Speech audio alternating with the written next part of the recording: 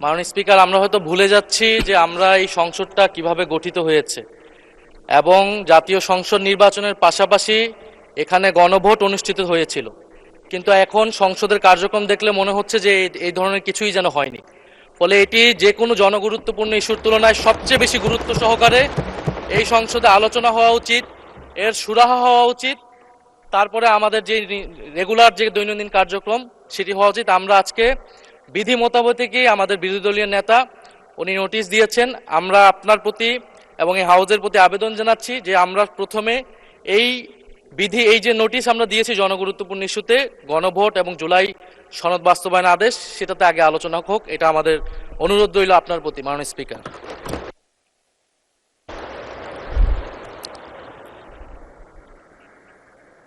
মাননীয় বিরোধী দলের মাননীয় চিফ হুইপ। মাননীয় স্পিকার, বিরোধী দলের নেতার প্রতি যথাযথ সম্মান রেখেই বলছি, এটা যাবৎকাল বাংলাদেশের স্বাধীনতার পর থেকে যা হয়ে আসছে, যার কাস্টম এবং যেটা রেওয়াজ আমরা চালু করেছি, তা হলো এই যে সংসদ সদস্যদের অধিকার যে প্রশ্নোত্তর আমরা সংসদকে লায়াবল করব, তাদের কাছে অ্যাকাউন্টেবল করব। আর ৭১ বিধি আমার এলাকা বা কোনো গুরুত্বপূর্ণ বিষয় নিয়ে আলোচনা আসলে সাধারণত সেগুলো আলোচনা হয়। এটার জন্য 2 ঘন্টার সময় নির্ধারিত আছে, 1 ঘন্টা 1 ঘন্টা। এরপরে বিজনেসের দিনের এই সকল বিষয়ে আলোচনা আসতে পারে। ৭২ ঘন্টা ময়েশ্চার লক সমৃদ্ধ লিলি বডি ওয়াশ, শিয়া বাটারের গুডনেস স্কিন রিপেয়ার করে রাখে সফট ও গ্লোয়িং। যেমন মাননীয় বিরোধী দলীয় নেতা যে কথা বলেছেন, আমরা অত্যন্ত সম্মানের সাথে বলি, নিশ্চয়ই এটা আলোচনা আসবে, আজকেও আলোচনা আসতে পারে, অথবা সংসদ মাননীয় স্পিকার যেভাবে নির্ধারিত করেন এই বিষয়টা আলোচনা হতে পারে, এবং এটা অত্যন্ত গুরুত্বপূর্ণ বিষয় তিনি নিয়ে এসেছেন।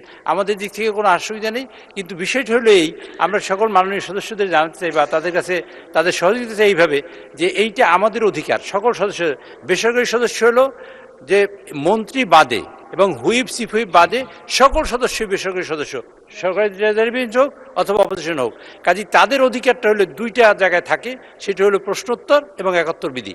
কাজে আমি মনে করি, আমি আপনাদের কাছে অনুরোধ করতে চাই যে ৭১ বিধি এটা শেষ করার পরে তারপর আপনারা এই প্রশ্ন উত্থাপন করুন, এবং আমার মনে হয় সেটা আলোচনা হতে পারে, এটা এড়িয়ে দেওয়ার কোনো সুযোগ নেই। মাননীয় বিরোধী দলের নেতা, আপনার দৃষ্টি আকর্ষণ করছি, আপনার যে নোটিশটা এনেছেন সেটা আমরা দেখছি। আমরা একটু দয়া করে বিধিটা ফলো করে ৭১ বিধির পরেই আপনার এই নোটিশটার ব্যাপারে আমরা সিদ্ধান্ত জানাবো। ধন্যবাদ মাননীয় বিরোধী দলের নেতা। জি, ৭১ বিধিতে কার্যসূচিতে যাই। আমরা মাননীয় বিরোধী দলের চিফ হুইপ, আমরা এই নোটিশটাকে আমলে নিচ্ছি। এই বিষয়ে আমরা সিদ্ধান্ত ৭১ বিধির শেষ হওয়ার পরে এই বিষয়ে আমরা ফিরে আসব।